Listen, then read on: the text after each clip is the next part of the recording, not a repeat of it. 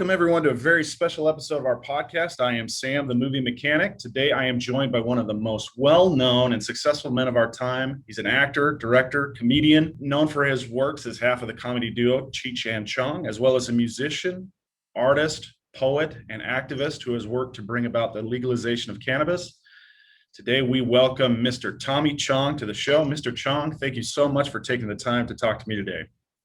Please sit down. No standing ovations. I think you deserve it. Yeah, let's do it. Thank you. It is a genuine pleasure to have you on the show. First off, I hope you enjoyed a lovely Father's Day. I had one of the best Father's Day in history that I can think of. And if you want to know why, I'll tell you. I watched golf all day, uninterrupted. I watched the whole match. That's like 3 days of golf. And I watched every second of it. My guy came in third, Harris English. Oh, yeah. His caddy and I were in prison together. And so we got a connection. And but he finished way ahead before anybody else did. And he was 3 under. And I looked at the board and I realized, if everybody else collapses, he's the winner. But he came in third, which is really That's a very good finish. Yeah, well, compared to when you look at everybody that he beat, Dustin Johnson, McElroy, Phil Mickelson, he beat all those guys. I was so happy. So yes, I had the best Father's Day ever. That's amazing. Yeah. I don't know if you are familiar or have you been to any golf courses here in Arizona? We have tons of golf courses here in Arizona. I don't remember. No, I don't remember being one there. I don't think so. Yeah. Of course. Something like 350 golf courses in the Phoenix metro area. Oh, I believe it. I believe it. This is Scottsdale too. You must have a few there, huh? Absolutely. Scottsdale. I'm including Scottsdale in that geographic location. But we have tons. And if you're ever looking to golf, I wouldn't come right now. It's 120 degrees outside. Well, you just got to golf like in the middle of the night, I guess. I don't know. So one of the things I wanted to ask you was, as a man with so many personal artistic passions, how do you decide which one you're going to give your attention to or your time to? Well, I'm the guy, so I just making a point of making myself comfortable and taking care of my health, taking care of, that's my first duty, just staying alive. Yeah. And so, I'm at that iffy age, because you see all the time, oh, he's gone. Oh, he was only this old and that old. I've got a lot of plans, and writing is the easiest, and that's what I'm doing all the time, especially on this phone, because I got notes, Yeah. And so whenever I hear a phrase or think of an idea, I got a phone full of notes, and thank God for our the computer geniuses that figured out how to make everything miniature. Because if it wasn't for that, I would have roomfuls of yellow pages, Yeah. writing. Yeah. But writing really is my passion. I'll write until I die, and then after that, I'll write even more. Well, I hope so. Yeah, that'd be amazing. So is there a project that you're working on right now that you're really excited about? Yeah, I got a couple. I'm working on my poetry because I realized I'm a lyricist. I just watched a documentary about, he's got one name, Nielsen, the singer. Yeah. I watched his documentary, and I really related to it. That's another thing I do all the time. I watch documentaries and travelogue shows, and like traveling to, exotic places. Because with a video camera, man, you're there. Right. You're actually there in real time. I love, I've been watching so much TV, because we're locked down. We have to, and and I'm learning so much. But writing is starts. It's the start of everything. But I've got plans. I got plans to save the world. I got plans. I want to build a hemp house in some property I have in Vancouver. Right on the water. I want to build an all hemp floatable house in case a tsunami comes. And then my house will float instead of just being flooded.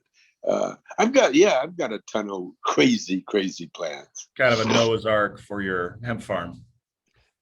Yeah, well, Noah's Ark, except we'll just be, forget the two of everything.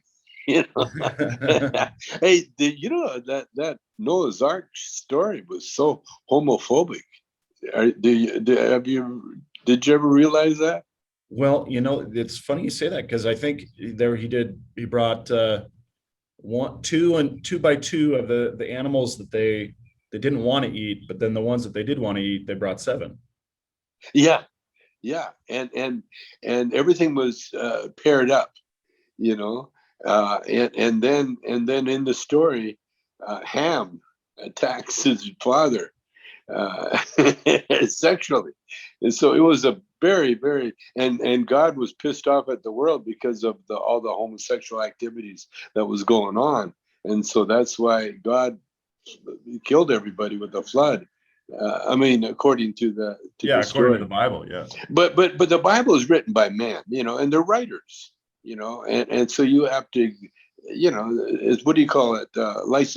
Artistic license. Right. Yeah. I've been studying the Bible for quite a few years now. Yeah. In a lot of your comedy specials and just speeches, I do notice there's some heavy philosophical elements infused throughout your discussions. Well, I had a cancer operation, and I had to come to grips with the fact that I might be leaving, and that sort of like sparked a lot of interest in the metaphysical world. I heard this thing. It was kind of just a gag, but I realized now, maybe there's something more here, and I'd like to run it by you if I can. It says life has 4 stages. You believe in Santa, you don't believe in Santa, you are Santa, you look like Santa. I love that. Well, Santa Claus really was like a metaphor, for good and bad. You see, if you're. Are you busy? Yes, I'm doing a Zoom. Why? What's up? We're just gonna go across the street and see the house. Wanted to know if you want to come. Oh, well, you go ahead. I gotta finish my Zoom. How long are you on that Zoom for? Another 20 minutes. You were gonna go around. Okay. No, what were we saying? Santa, life. You're Santa. You don't believe in Santa. You're Santa. You look like Santa. Yeah. Well, again, Santa Claus. Looking for. That's what people think God is. And it's okay. If you're a child and you relate to older people. If you're nice, you get rewards, and if you're bad, you get the opposite. You get punished. That's good basic training. But the truth is it's a lot more simpler than people think about it. It's funny, that you talk about Santa, because I watch these travel shows, and one of the shows I watched yesterday, I think it's called Timeline. This guy's like an expert skier and outdoorsman, and he travels to a remote village in Siberia looking for one of the tribes, the lost tribes in Siberia, where they started populating America with their people, like the first Eskimos and that. And it was so interesting because you see at the faces that that Siberia went through, was the Soviet Union, and so they outlawed all the native teachings, and they tried to make everything communist. And when that fell apart, the only thing that survived were the old way of the tribe's tradition, and the tradition really is helping each other, survive, helping each other survive, and everybody has a job, like there was a medicine man that takes care of the spiritual and the black magic kind of thing, and then you got everybody in the tribe is to help each other survive, and really that's the story of humanity. Sure. And that's why we're here. We're here to survive and to learn. It's very important, because that's one thing that I've been talking about, is that I learned from my spiritual books that the spirit world is consists of love, nothing but love. There's no time in the spiritual world. See, time does not exist, which is really the explanation of eternity, because the only thing, but our physical world, it consists of, air, water, all the elements, and we're the physical world is where we come to learn and evolve, and that's a very important thing. It's evolution. And just like watching all the political drama that's been going on. Now, I've been, been keeping track of what's happening, because I've been here long enough to remember, I was on the planet when Dwight D. Eisenhower was president. Right. So I've gone through all those presidents, and I've seen the evolution of America. And it's so amazing and so positive, and the way we're going, it's in the physical world. We're learning, and when you learn about, because the physical world is reaction to the spiritual world, like for every action there's a reaction. Sure. Yeah, and so you can't have up without down. You can't have left without right. And so you can't have good without bad, except in the spiritual world. And in the spiritual world, there's no want, need, or desire. Therefore, that's the definition of eternity. But here in the physical world, everything, there's a time limit on everything. It's true. Everything we do. And so what you learn as you evolve, as I've evolved, is that the road to happiness, bliss, is through being able to help others, because that is our job. That's why we're here. Yeah, that's being Santa, right? Yeah, that's being Santa. That's being Santa, and helping people without motive, without like looking for a tip, for instance, and it's so exciting, because what I found out is the reward is peace of mind. Like when Jesus left, the only thing when he was about to be tortured, he just left his disciples his peace. That was the only thing he left them. Mm-hmm. Was peace. Yeah. And you can only have peace if you have peace of mind. And you can only have peace of mind if you figured out the problem. And the answer really is helping others, which is love.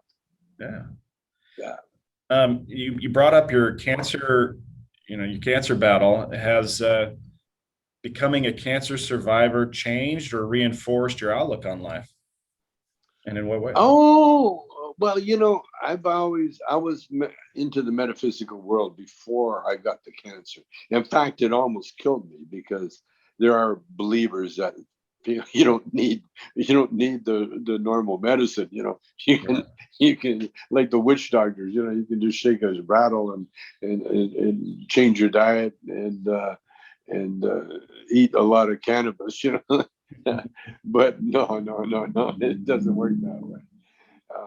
No, like they say, God works in mysterious ways, and when your doctor appears, that's a sign from God.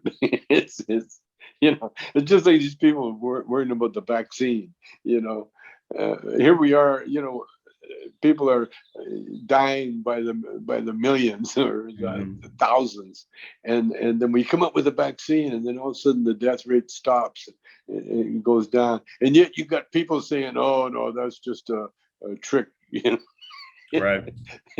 But stupidity has no bounds. It just reaches into every aspect of our life, and every minute of it. But there again, you see that's it's all about the mind. Mm-hmm. It's how you control your mind, and that's when you read off my credentials. It was all. I mean, I did all those things. It wasn't me. It wasn't that I planned on being a movie director, or I planned on being a comedian, or I planned on even being a guitar player. What happened with my life is that I could play guitar. Mm. Therefore, when people needed a guitar player, I was there. They said, Yeah. you can come and play. Okay, I can fulfill that job. And but as becoming a real good guitar player, I could never do it because I don't have the natural ability, the physical ability. And I thank God that I didn't, because some of the most incredible guitarists, they actually had a very tough life in so many ways. They never got rich, but that was another perk of being the best at something. It's not about money. I realize I'm a student of life. Yeah. That's what I am. And like every chance I had to do something new, I jumped at it. I loved it. And I never regretted Yeah. anything that happened to me, because I realized it's a learning.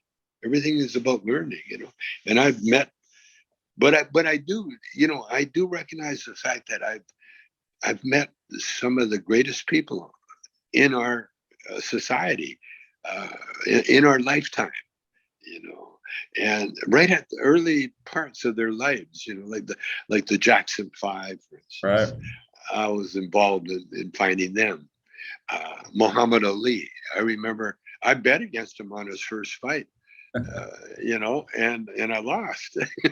And then I got to know Muhammad Ali.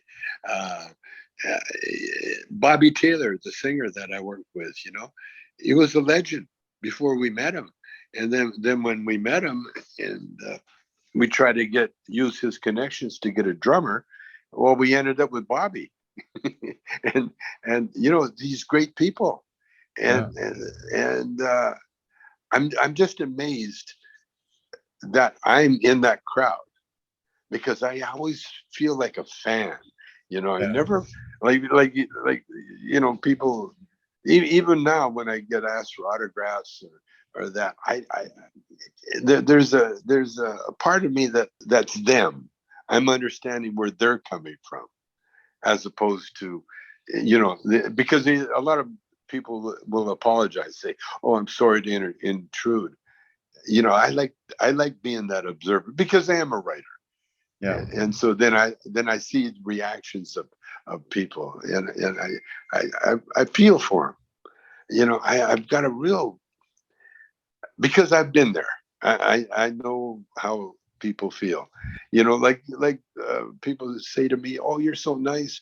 Well, I've been in a situation where I saw someone that I really admired, and I went up and I asked him for, I wanted to talk to him, and I did, and then he just put me down like. It was like it was actually comedic the way I got put down. I'll tell you the story. I've told it before, but I was at a party, and there was all the Beatles and the Stones were at the same party. Oh, It was at Lou Adler's house, and so I was looking for a place to smoke a joint because I was too jazzed up. I had to come down a little bit, so I went into the bedroom and I lit up this stinky old joint, and I look over and there's John Lennon sitting on the floor by the bed. I didn't see him when I first came in. So I walked over. Hey, John, nice to meet you. Would you like a toke? And he refused. He said, no, I can't. I've got some immigration problems I'm dealing with, And so then all of a sudden, Rod Stewart walks in, and he's right over to the mirror, and he's fluffing out his hair. So I offered him a joint and a toke, and he turned it down too because of his throat, So then I realized that joint was kind of stinky, So I put it out, and so then I walked out into the main room, and in the hallway there, I run right into Jack Nicholson, and Jack Nicholson, and he was just in a movie. I'm a big fan, and in the movie I think was some army movie. I forget what it was, but anyway, he's combing his hair in the scene as he talks, and he's got no hair. He's got this little light, real hardly any hair at all. He's combing it, and it was the scene that was fascinated me because I was hypnotized by his combing. And so when I saw Jack, I said, Jack, tell me that part in the movie where you're combing your hair and you went on for 10 minutes, was that written? Or did you improvise that? And Nicholson looked at me like I was some kind of crazy guy, which I was. And he says, excuse me, you're in my way.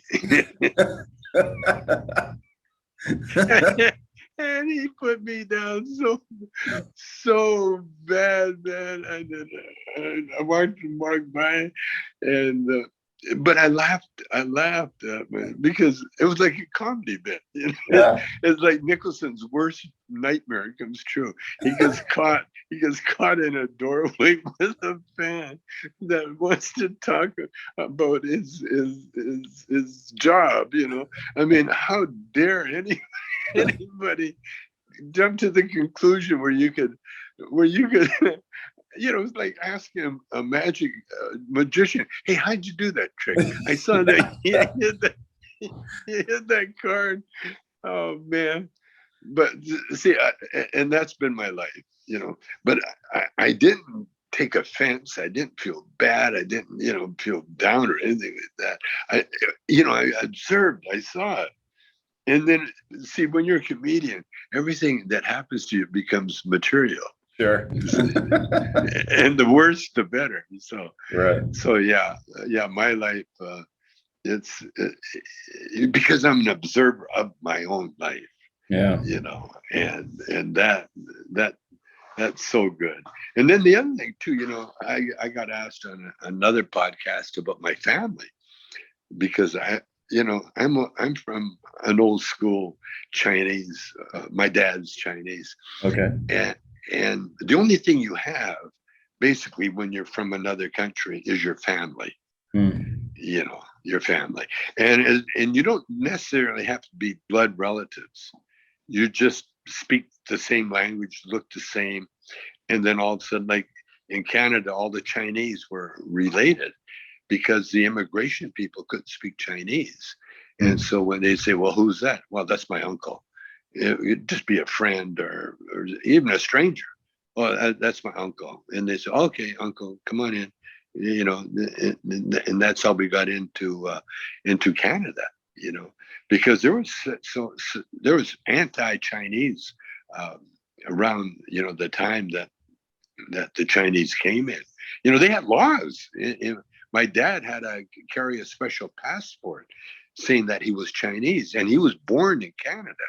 Wow. And he had been in the Canadian Army, but at one time in his life, when he was 16, he had to carry a Chinese passport, and I found it and I lost it somewhere. It's floating around in the house somewhere.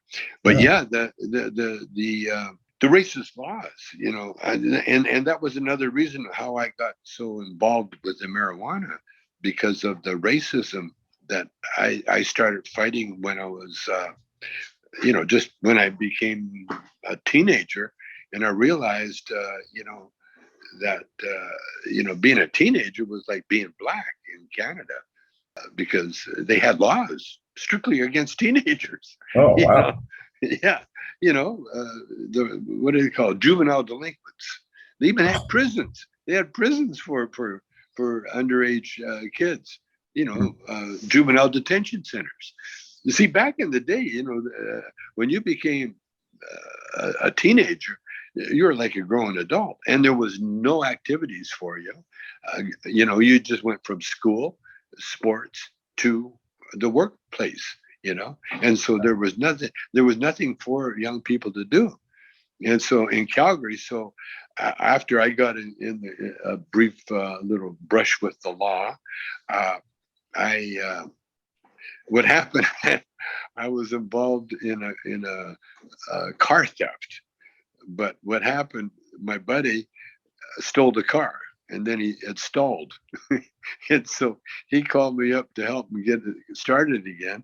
And so we're over there underneath the hood trying to figure out why the car stalled, and the police car pulled up behind us. And so we took off running, and we ended up going to my house. But the snow had just fallen, so the cops, all they had to do was just follow the footprints. and, and, and they caught us.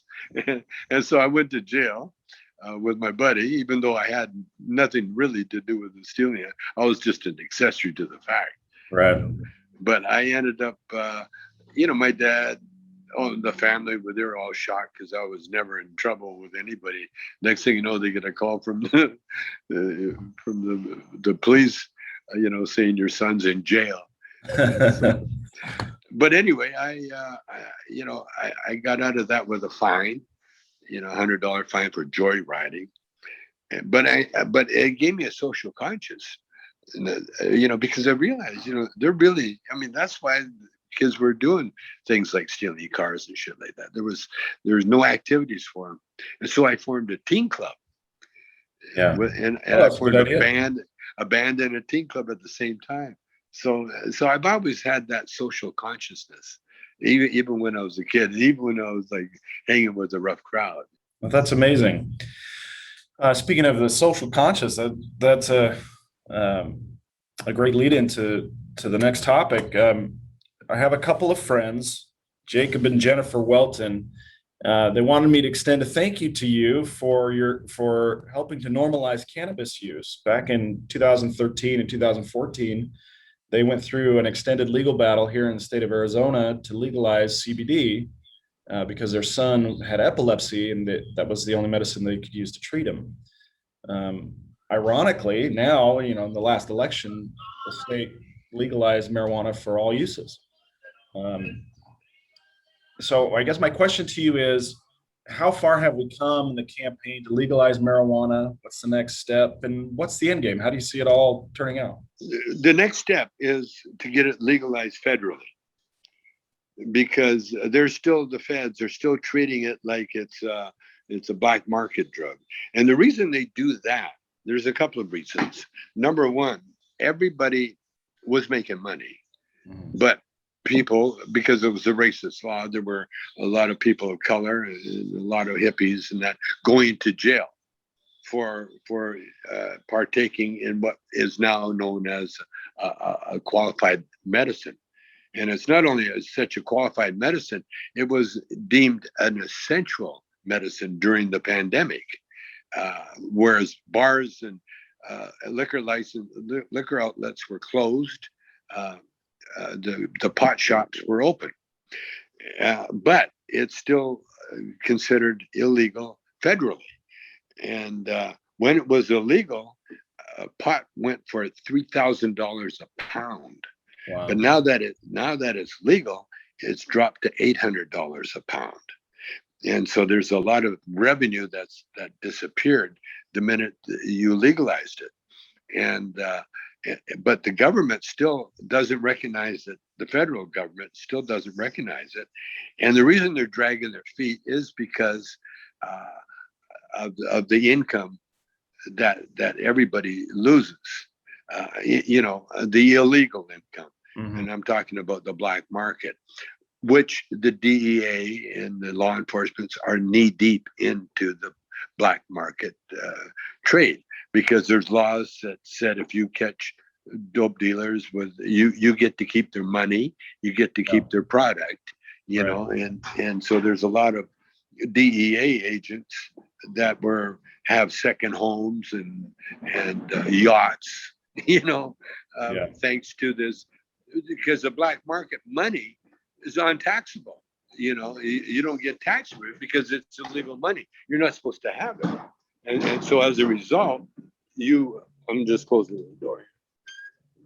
No, as a result, the income of everybody, the drug dealers and the police, rose. We're at a very high level for the longest time. Because when you look at the cartels, they were doing billion-dollar business, cash, no taxes, and people are getting murdered because it was a totally black market, illegal shenanigans going on. Yeah. DEA, I heard rumors. I don't know how true it is, but I do know one case that I will tell you about that I have personal knowledge of. These friends of mine from Canada, they were working for the Hells Angels. They were bringing pot in U-Haul trailers down from Canada into California. And this one friend of mine, he was just a driver, and he got caught by the DEA in California.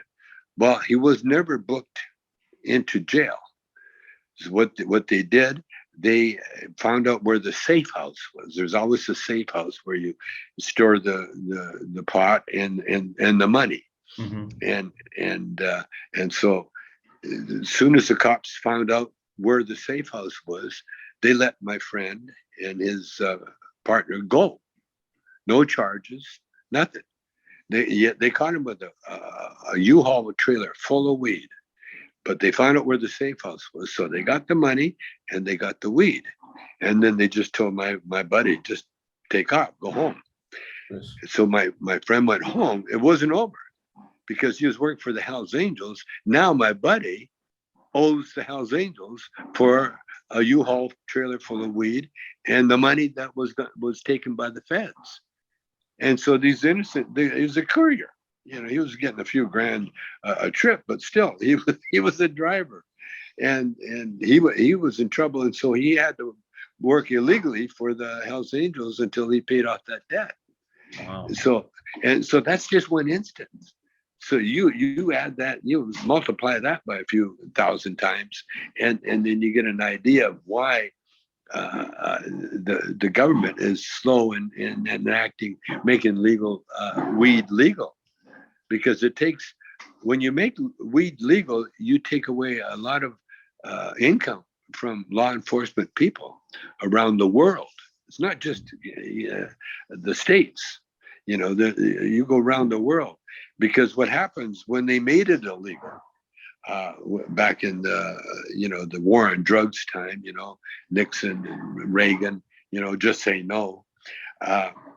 They paid countries, and they're still paying countries huge amounts of money to eradicate their marijuana crops.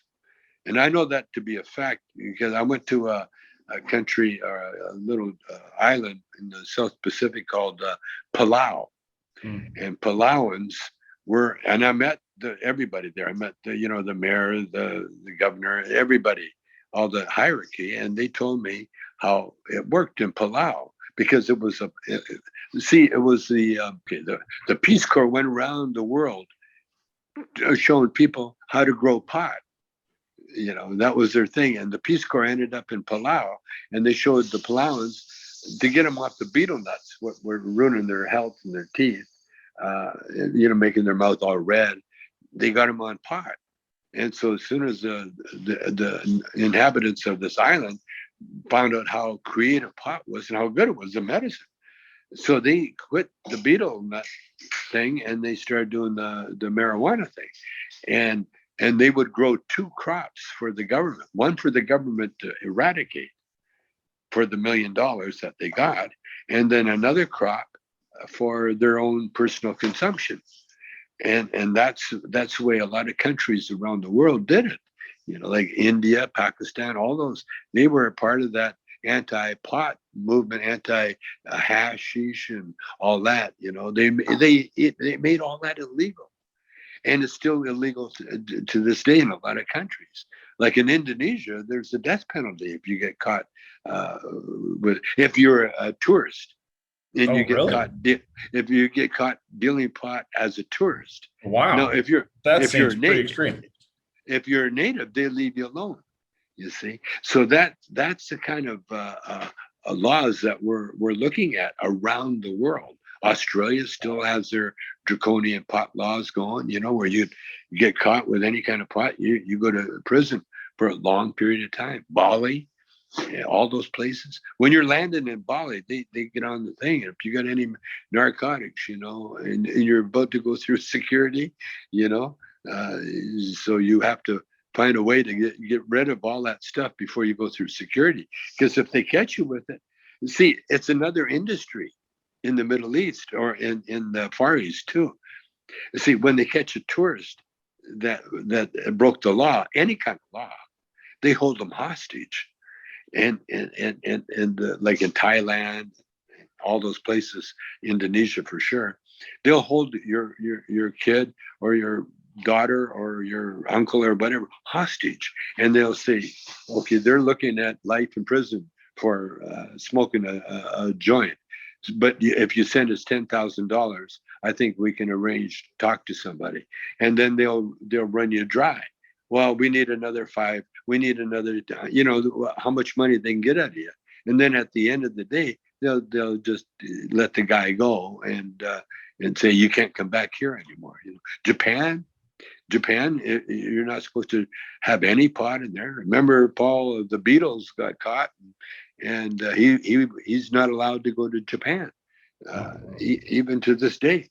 So we have to change. First of all, in the States, we have to legalize it federally and take off that thing. And then we have to make peace with the countries around the world and help them get out of that anti-pot. See, you wouldn't have an immigration problem, with people migrating from Guatemala and El Salvador and that if you had legal marijuana down there.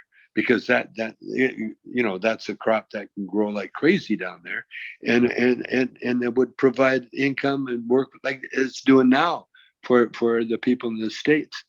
But we have to change the law federally. That's our next goal. Very good. All right, one last question.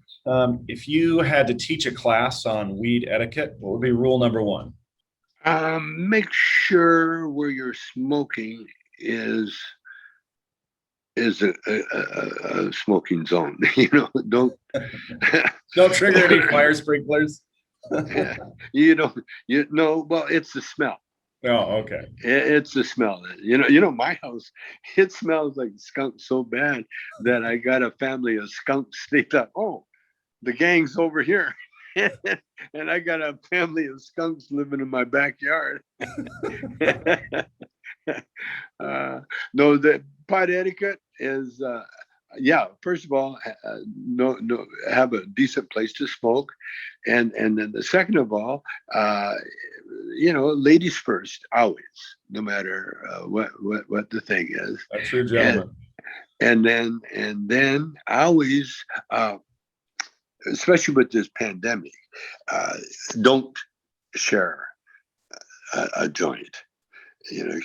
Just light up your own and keep it, and no sharing with the pandemic going down. And anyway, like Snoop Dogg, he never shares. He always Bogart. And I read something, Uber fact.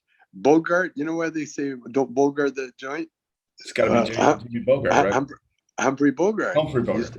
Always had a cigarette. and he never shared it. He never said. He always had the cigarette, and back they never said, "Here, do you want a puff?" But Fantastic. yeah, that's the etiquette. And then I found too that you never try to shame or force anybody to do something. The minute someone says, I don't smoke, I don't believe in it, is that, boom, I cut them off. I say, okay, I back off, because it is it's an acquired taste. Sure. Like not everybody will eat sushi, and I understand why, and I don't try to get them to do it either. Fantastic. Well, thank you so much, Tommy. It has been a wonderful conversation. I hope we get the chance to do this again sometime, but you've been a wonderful guest.